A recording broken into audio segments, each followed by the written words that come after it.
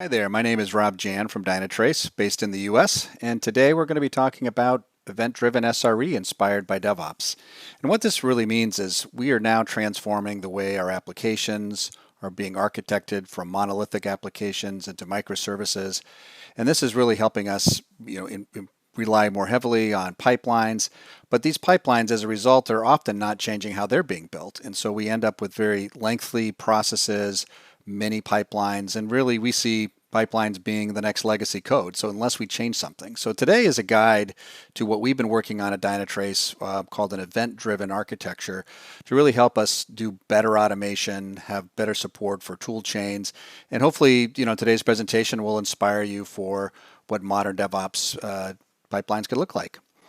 So just as a quick background on myself, as I mentioned, I'm Rob. I'm based in the U.S. I put my little arrow in Boston, and I work in the partnership team where I work closely with AWS and Microsoft, for example, get to go to different trade shows.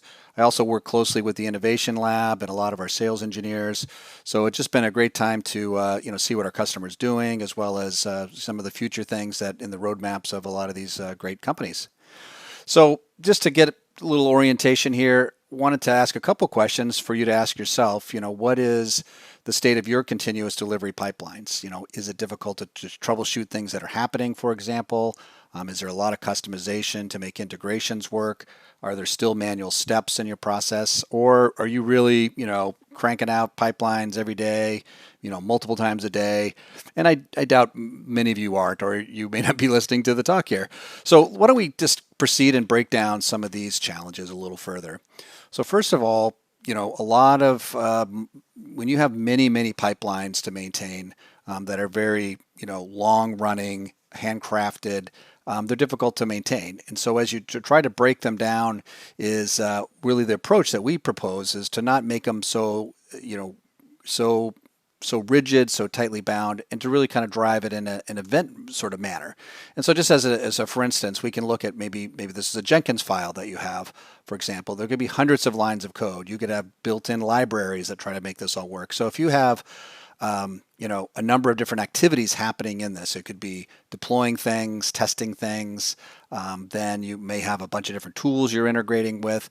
And the way we've looked at it is, when you think about a delivery pipeline, there are different stakeholders involved. There's developers who want to know what artifact is being pushed and have feedback on their code. DevOps engineers are really trying to define a scalable set of tools that are common for multiple development teams to do, and they want to be able to upgrade and change and integrate those in an easy way. And of course, as we deploy code, the people that are responsible for really ensuring that the code is running and operating well and can be supported and can be rolled back, those site reliability engineers have a lot of concern about what's happening. So when you have a very structured rigid kind of pipeline, that could be challenging. So if you have, one piece of code that, one pipeline, one sort of artifact, that may not be too bad. But as you're building more microservices, you're now going to be duplicating these across multiple projects, multiple pipelines, and that kind of expands. So we end up having this problem of many pipelines now. And if you want to change a particular thing, we want to introduce a new testing tool, for example. I may have to go edit many different pipelines, retest things, and that's really slows things down. It also allows for a mix match of different things, and so we want to change that. So what makes it tough is each of these stages in your pipeline is tightly bound through calls, through libraries, through interfaces for that particular tool. And so what we're trying to do is break that down into, what are these stages? What are these different tools actually doing? And if we could orchestrate things rather than in a kind of rigid way, maybe introduce eventing to orchestrate these different stages that are happening. So if I'm doing a deployment, for example, what am I doing? Let's deploy this artifact, and you can see, container number 1 to the dev environment, and I want to deploy things in a blue-green kind of way. What does that do? So that can push events out to these different sort of services that are doing that and who consumes this particular event. And now we can, tie it more to events which are more loosely coupled. So if I do end up changing out a process, we can do that in an easy way. And so that's kind of a good segue into Captain. So Captain is this open source project that Dynatrace has been championing and leading for the last year, and we're excited that we're now part of the CNCF sandbox. So if you're not familiar with the CNCF, definitely check out the website. This is the same organization that makes the standards for Kubernetes, Prometheus, for example. And so there's a graduating way of adopting projects. So we're excited to be part of the sandbox. So all of the code is open source for everything we're going to be talking about today. But just as a backdrop of Captain, you can see from the long description, it's an event-based control plane for continuous delivery, and not just the delivery of the code, but the operations of that code for sort of cloud native kind of architected applications. And so you can see that our application plane is really how we're going to be defining our operations, and our control plane is really kind of orchestrating that and managing those communications of events back to these individual services. So what we're trying to do is really decouple how things are defined from the actual delivery of what these services are doing, and to do things in a more atomic way. So if I want to do a testing service for the delivery of code, I can maybe also reuse that testing service as part of a production validation, for example.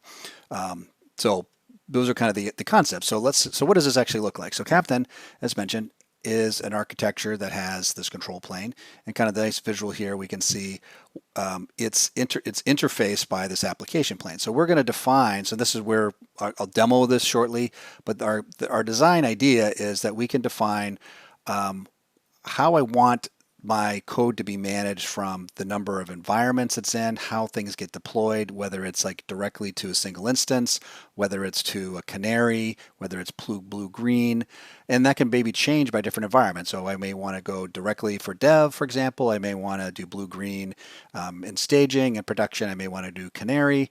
As also, I want to do different types of tests. I want to do functional tests maybe in one environment, performance load test in another environment, maybe capture real user traffic in another environment. So we want to declaratively to say, this is how my particular application and set of services is going to work. And then that's going to be driven through the control plane that's going to communicate through cloud events, which are then intercepted by these individual services that are listening for these events. So they're essentially subscribing to say, I'm listening for a deployment event. So based on that, I'm going to wake up the deployment service to perform that particular deployment. And within the event payload, I'll have the types of things that I need to actually do. So we're doing that through a definition of the tools that may vary from team to team. So team 1 may want JMeter, team 2 may want say load runner or blaze meters, for example. And so if I can define, again, in a declarative way for my particular execution plane for this to support my application and services, I can now do that and register those within the Captain infrastructure so that it can listen for the events and act on them accordingly. So then as a developer, the way the workflow would work, it's a little bit different than a traditional, say Jenkins pipeline file. So I may push an event into my environment and say, wake up, deployment service, deploy that actual service, and then when the deployment's complete, it can push another event, the deployment complete, and then the testing service wakes up and says, oh, there's an event saying the deployment took place, I need to run a test. So when the test is complete, I need to do an evaluation of the results of that test, and so on. So you can see now our pipeline is more event-driven, letting the control plane orchestrate it, and we'll see that if we can swap things in and out, we'll get the benefits of that as well for standardization, ease of use. And then the pipeline code itself goes down from hundreds and hundreds of lines to just a very simple declarative definition of what you want the environment to do for you. So just to kind of pick it back up on the details of that integration, what our goal is to have that the tools be swappable. So we built out, and I'll share all the links, but we have a sandbox area for developing services. We also have a maturing area called a contribution area, and then we also have the Captain core set of services that are in these kind of broad buckets. So we envision that as people build integrations, or also maybe ISVs build an integration, we can then fill in all these services in kind of these main buckets. But again, the integration is more intercepting the messaging and then interfacing back with that particular service. So for example, if I wanted to do a JMeter interface, I'm not running JMeter within that service. It's really grabbing the event and saying, hey, I want to run a JMeter test. So if that JMeter test is orchestrated through BlazeMeter, for example, then BlazeMeter, the API, can be invoked to trigger off that particular test. When those results are done, it sends it back to this listening service, who then communicates back to the control plane. So how do we define it? I kind of mentioned this earlier. So captain terminology, we defined something called a uniform. So the captain is wearing the uniform. So it may have a set of services like I want Docker Hub or Jenkins and what subscribed channels or kind of events am I listening to. I want to have a chat service, for example. And so we envisioned that you can simply say captain, and we've developed a CLI or command line interface as well as an API. But the command line interface allows you to easily try out the system. So we could say captain wear uniform, this is what I want. So by virtue of that, it's going to roll it out in my environment. And as I mentioned, when we want to do a pipeline, a little more details, I may have a shipyard file that says, hey, I want a staging environment, I want a deployment strategy of directly deploy it to my environment. I want to run a performance test, but then in production, I just want to deploy it in a blue-green manner. So just kind of flip-flop back and forth between what's green, what's blue. That way there's sort of near zero downtime as a result. So when I actually deploy something, we can see in this example, I have two environments, staging and production. So Captain itself is, I should maybe mention, is built on Kubernetes, and the deployment service that we've kind of implemented first is for Helm deployments running in Kubernetes, as well as using a service mesh to control things like blue-green deployments as well as canary deployments. So what's happening when you deploy an event into Captain and you say, hey, I have a new artifact. So Captain is assuming, just as an aside, that you have built your artifact. So Captain is not a CI tool. There's so many ways you may build your artifact. So Captain as a project started with the assumption that you will have built your artifact, put it into some artifact repo, and then now it's really more about continuous deployment of these artifacts. So that said, using a kind of a Kubernetes example, I've now deployed asked for this particular service to be deployed on this particular artifact. What would happen is the captain would send that event out. The deployment service would recognize that event and then automatically update the Helm charts that define that this particular service is to be pushed. So you can see here, animated, I want tag image 1 to go out, and what will happen is it knows that this is a direct deployment strategy, so it's just going to directly push those particular pods with the new image, and then I can run, say, a performance test once the deployment is complete. And then this is a new concept, not a new concept, but I'm going to get into this a bit more, but this is the idea of automatically scoring your test for performance tests so that you don't have to manually interrogate those results. So this is not a functional test in this example, but it's more of a performance test where I may want things like response times and throughputs and error rates or internal code executions to be the how my criteria of passing work. So we came up with an idea, which I'll show shortly, about scoring this build against a target and then making an automated decision whether I want to promote it into my next logical environment or not. So in this case, for example's sake, we say, yes, it met the criteria, got a 90 out of 100 score. Let's go ahead and send the deployment promotion complete event. And now I can have the deployment service recognize that and make the same change to the production version of the Helm charts. When that's done, now it knows that it's a blue-green deployment, so let's roll out the blue in this case since there was nothing in the environment. And there was no test, but we can still do a score against real user traffic, for example, and to determine whether this is a good build to keep or not. And so depending on whether it's good or not, I could notify positive and negative results out to my communication channels. So whether that's chat or perhaps a ticketing system, such as a ServiceNow workflow or perhaps a Jira workflow, that would be kind of the idea of how a multi-stage environment delivery would work. So, and we do have some people, so this is not just concept and vaporware, and I'm going to actually demo it for you and show you where all the code is and how you can get started, but we do have people doing it. So there are ways of integrating this with a variety of tools. So Captain doesn't have to do all of it. It can be actually a mix and match. So as long as you're interfacing with the Captain events and the control plane, you could take a tool like GitLab, for example, and then invoke the Captain system to perform deployments directly for you and then report back into GitLab. You can also do testing that way. And this is an implementation from Patrick of Amisol, who is doing his builds in GitLab and then having GitLab invoke the Captain control plane to do the actual deployment and validations. And all these charts down here I'm going to show a little bit more, but this is actually our way of visualizing the automated scoring in a heat map. And then this little picture here is actually pushing information into Dynatrace to give context about our deployment. So I'm just going to walk you through a quick little demo, which will be kind of fun, hopefully. You can see in my environment, I have a Captain control plane where I'm going to be deploying code. In my case, I'm running an AWS EKS cluster. And I've made use of one of the sandbox contributions, which is called the Alexa skill. So what's happening here, starting on the left, I'm going to invoke a Captain skill on my Alexa device to say, let's deploy this version of my application service. What's going to happen, the Captain skill is going to look up my credentials into the Captain API, calling out to a third-party store for my credentials, and then the service, which is within my cluster, is going to send a Captain event for sending a new artifact into my environment. And from there, Captain will just go ahead and do its thing. So let's check it out. So I have Alexa on my device, and I'm just going to wake up the Captain skill. Launch Captain 7. Welcome to Captain. You can say deploy to deploy a new version to a Captain service.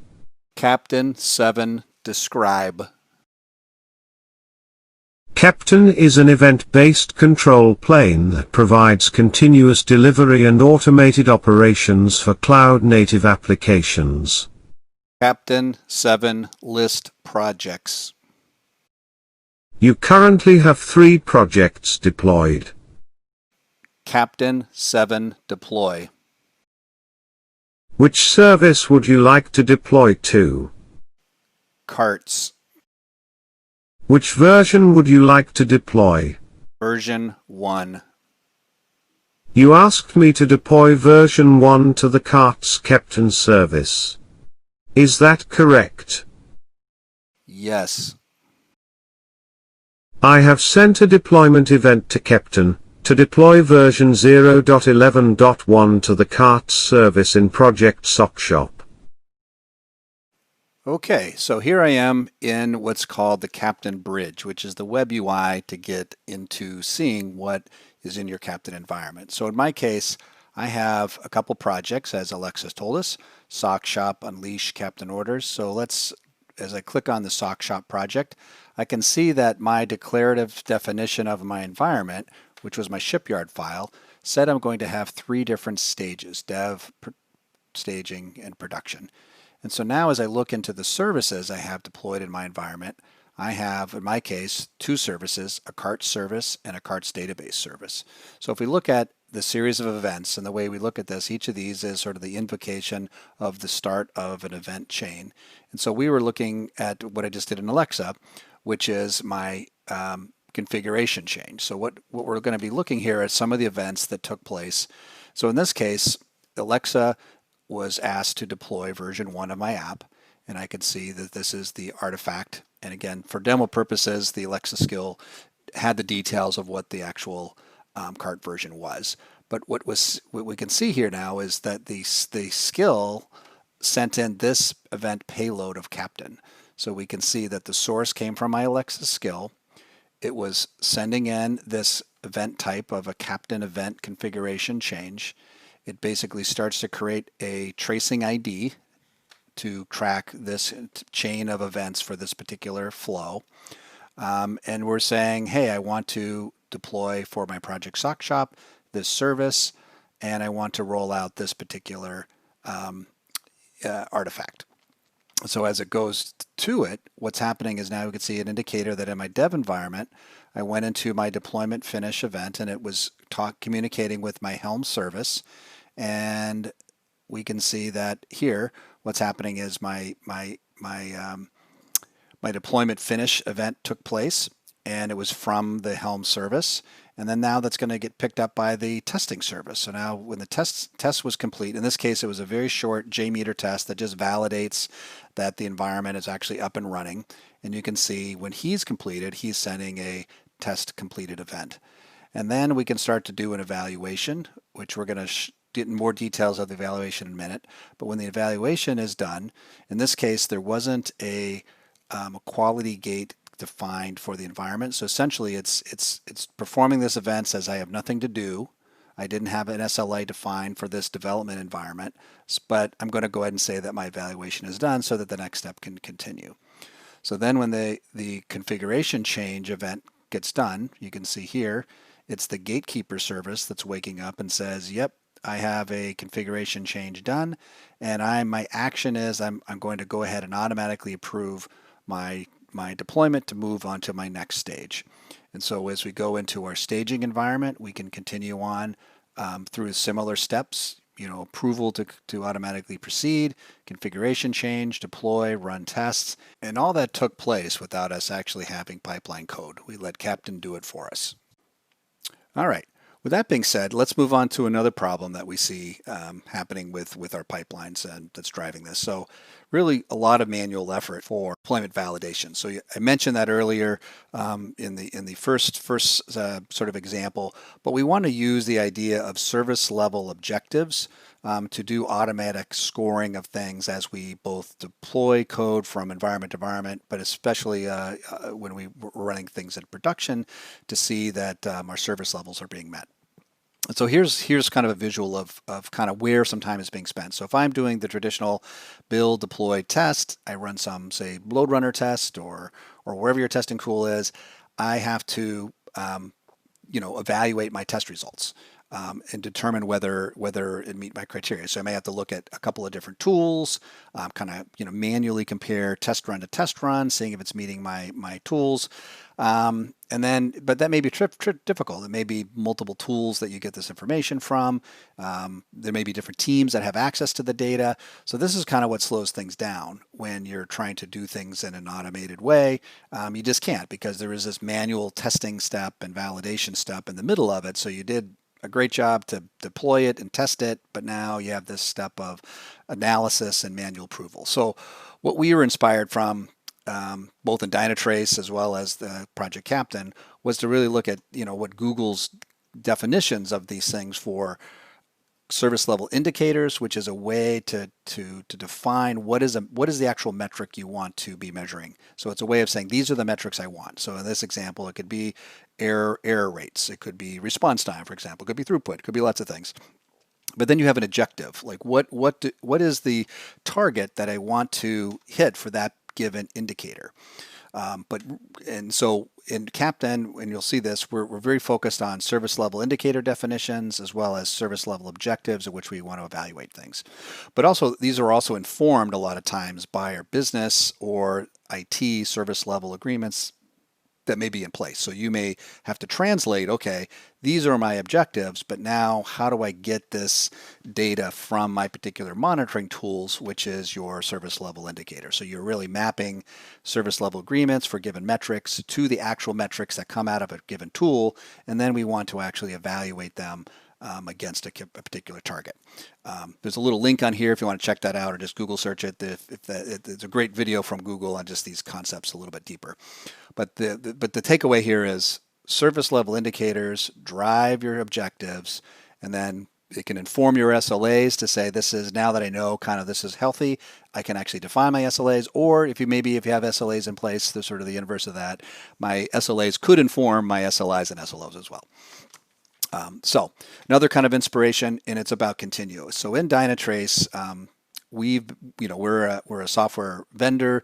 We have to build software continuously, and so internally, as we build our own software, we've had a lot of automated processes through the years. So earlier on, there was a concept of really defining this thing as a performance signature or some sort of specification that each build could be evaluated against. And so this fed into kind of custom built databases and custom built dashboards to really see this data across a wide variety of service level indicators and results, build to build to build to build. And so that's something that we really want to do continuously. And so, but we don't want everyone to have to build the same concept, because the concept makes sense. We want to make it easier for you. So what we did in Captain was to take this definition, kind of formulate it, and out on the public repo too is our a specification. So we want input and feedback on this, but currently the definition now is having a service level indicator file, just like Google defines it, have an indicator file, and then have these objectives. So the way it would work is if I had these multiple objectives here that could be defined from both the developers and operations, to kind of come up with what is the indicators that make sense for me. So I want to have an objective then to say, all right, not just to maybe a fixed metric. I want to say as long as I'm in this range, let's say in this case the response time 100 to 250 milliseconds, then I'm good, and so on down the line.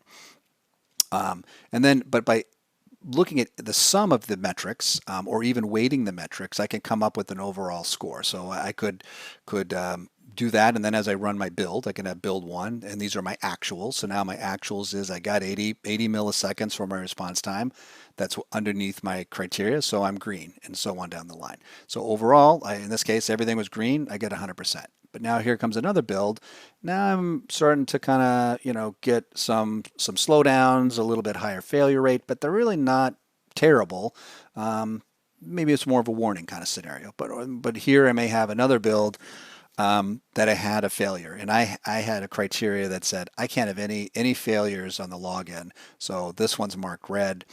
And I don't have it represented here, but if the weighting of any login failures was high, that I could weight that higher, so I could get an overall score to say, yeah, just that one indicator influenced enough that the overall score failed. So now the goal is that the developers can fix the code, come up with another build, and then hopefully run that past. That's the idea here, and because the idea is that we're going to be pushing code, not every quarter, not every month, but these services, as we break services down, it's about doing it continuously, and that could be daily, And so the implementation details of how we've codified it in Captain. So on the right, you can see we wanted to have a service that could interface with different sources of data. So we don't want to tie it specifically to Dynatrace. We don't want to tie it to just one tool. We want to, again, create a way that different providers of data can interface and use the same standard. So the first file, as I mentioned, was an indicator file. So we want to define and so how the definition will be specific to the tool. So how you go after Dynatrace data, we have an API where you go after metrics. So this is a way to define how to interface with that API to get the data. It could also be for Prometheus. There could be it's more of a query to get the data. But the idea is that you can define an indicator at more of an abstracted level, like an error rate, database counts, Java memory, for example. But then when you define your definitions, because you could have a definition of service level files that multiple services and multiple teams could use, but then they're all working from the same kind of SLI definition. So if you see on the bottom, I'm saying, hey, I have an error rate. I don't need to worry about the details of how I got the error rate, but I'm concerned with error rate. And so my criteria for passing is I must have, no more than a 1% failure rate. And so down here, another example, I just want to capture the memory, but I'm not actually evaluating. That's the way the spec works. So the spec could be, I have a criteria that I can define, which could be a fixed value. And we also have an idea where you can do things build to build. So if I want to say as long as I'm within plus or minus, that's kind of what this example is, as long as I'm plus or minus 2% of my last previous X number of runs, then I'm good. So instead of defining a hard threshold, I can do it as a relative threshold and based on a percentage of previous good runs, for example. So then you can see here, in order to pass, I must have a 90% score and have a warning of 75%. So that's how how we've implemented it. So when you register with Captain, you're going to register both the service level indicator file, which could be then reused, and then you can also define the service level objectives for each individual service. So as it pulls the data out, it's going to query the data from the given system, and it can also be across multiple systems. So if you could have one service level objective that says, hey, I want some data for my testing tool, and my Dynatrace, and my Prometheus, and something else, and all of those have to work to pass. That's the idea of really abstracting this. So it's now you can hopefully see that it's not hardwiring it into my pipeline logic. And so then again, my total score can be good or bad, different scenarios. So here's an example of Christian from ERT who wants to use the quality gate, but just as a step within his pre-existing GitLab workflow. So within the GitLab workflow itself, he makes a call out to the Captain quality gate. Just only the quality gate step is part of his pipeline. So, and we're going to see what this looks like, but then within Captain, because it's keeping a persistent store of all the test runs, build to build to build, all these metrics, then we can kind of visualize things within a UI that comes with Captain, or you could access the same data with an API and put that data and visualize it whatever way you want to. So let's go back to the Alexa skill demo. And let's drill into what this quality gate was actually doing here now. So we can see we have a service called the Lighthouse service, which was performing a check after a very short performance test ran. So let's just drill into the details here. And what was happening is we had defined a service level objective file that said we want a target of, for this particular metric, of response time 95%.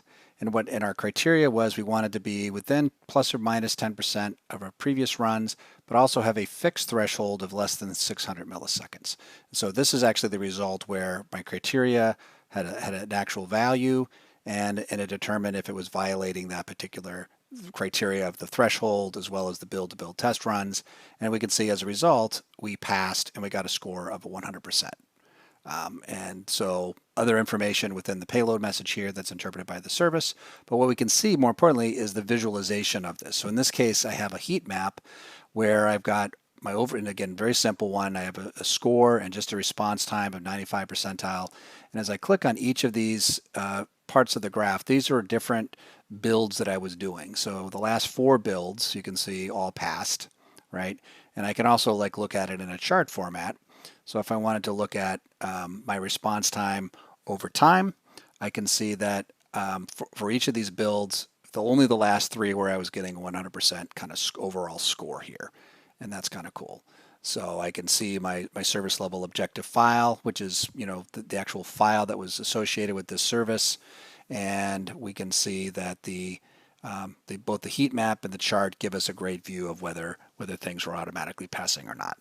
So you can see some of these past ones, I had a change where my evaluation failed, and the gatekeeper service said basically discard and do not allow it to move on to production, where you can see the last run we did pass our quality gate, and I was able to promote into my production environment, and it went on the rest of the stages.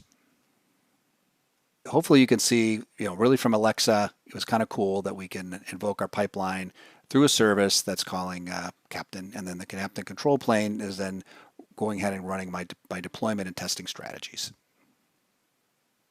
So let's move on to the next, kind of bonus problem, I'll call it. So we've talked a lot about, delivering the code and the quality gates, but there's also a challenge of once the code is in production, say, or even not in production, it could be another environment, and you start to see problems that result from the deployment or a configuration change in that environment. How can I quickly identify that problem and remediate that problem in the fastest way I can? So I really want to get to a quicker resolution times. And so we want to take the results of these service level indicators and objectives that we just talked about, and then have it, inform the need for making a change, and then help also as a closed loop to validate it after the fact.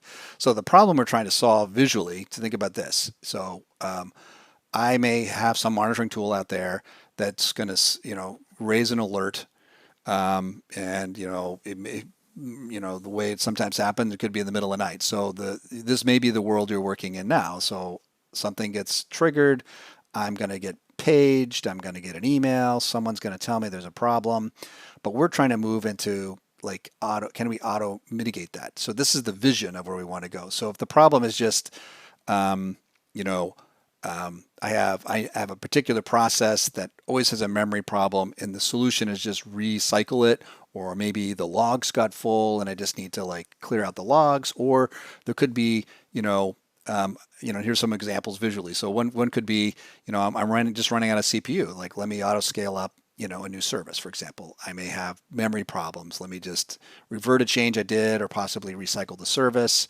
If I'm more doing blue-green deployments, let me switch back. Like blue did not work, quickly get it back. And that could be true for, canaries. Like canary could just stop it. Like I don't want to roll this out. Threading problems. And so you could,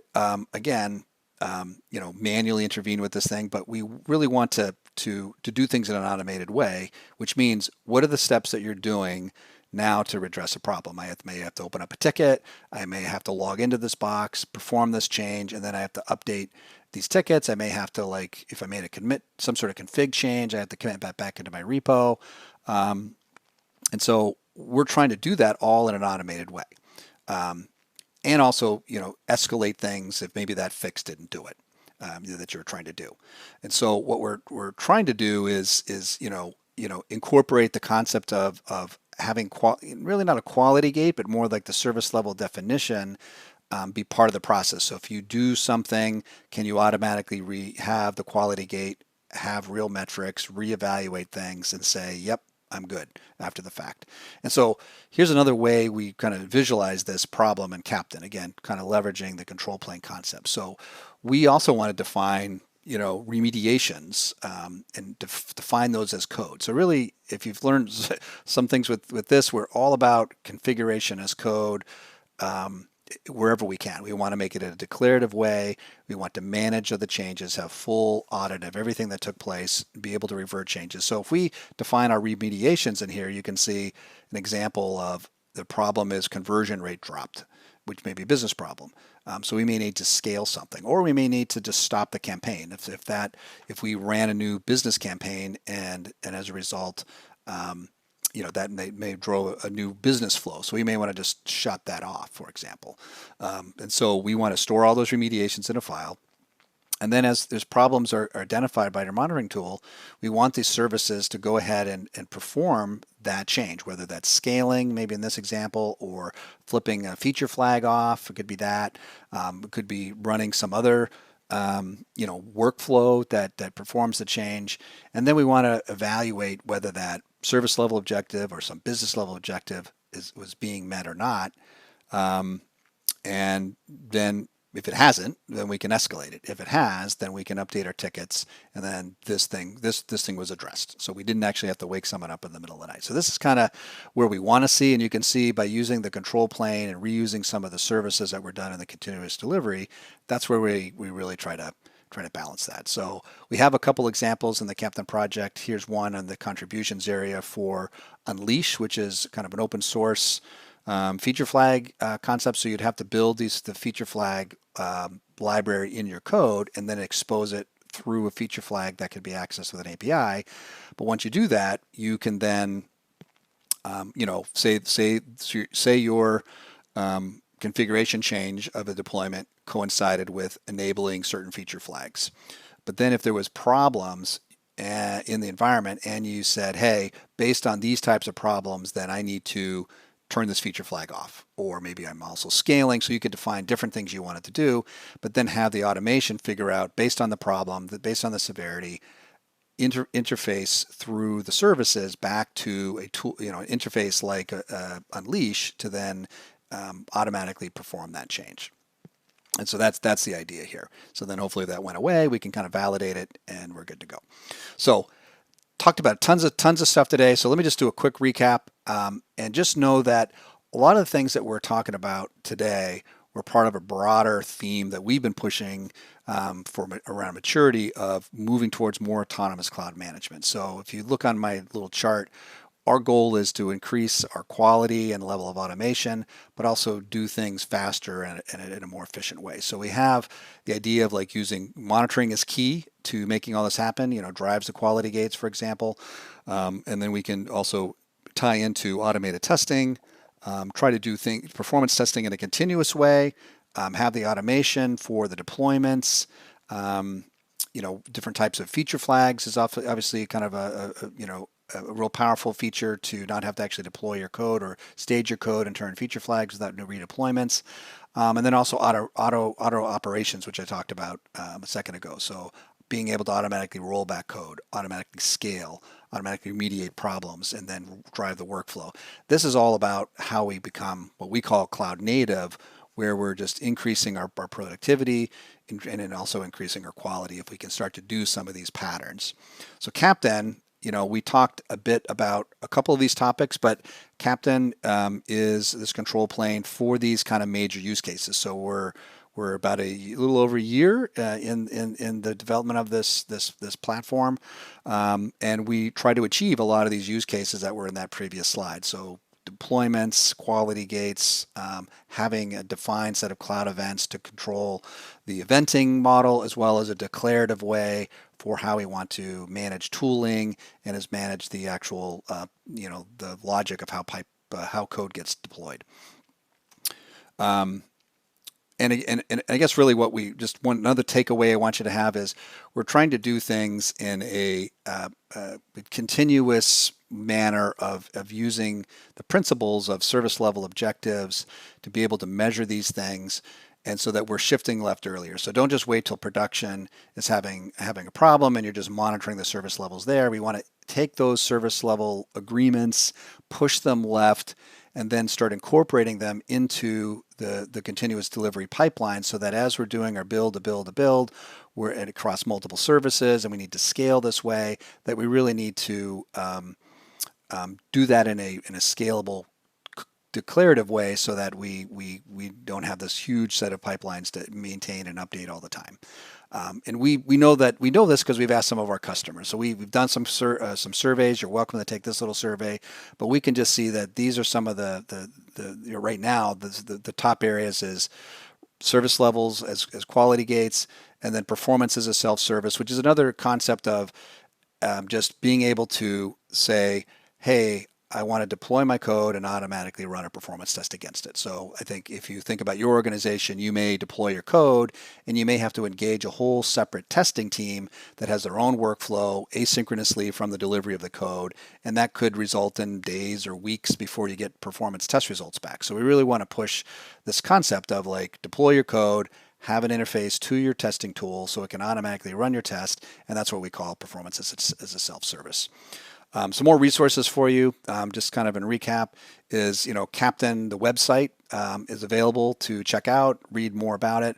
We also have a number of tutorials that are right up the menu of the main website where you can try it out on whatever your Kubernetes platform of choice is, whether that's Azure, whether that's just, AWS, whether it's K3s, just native Kubernetes. The idea is that we're supporting Kubernetes and then the control plane runs on top of it. And if once you get into it and you have your own backend data source for the service level objectives and indicator concept, or some sort of interface to other services, whether that's a testing tool or deployment tool or your own code repository tool, we really want to make this an open source community where people are building these various Captain services. So again, thank you so much for your time. I'm here for questions, and my contact information is there as well.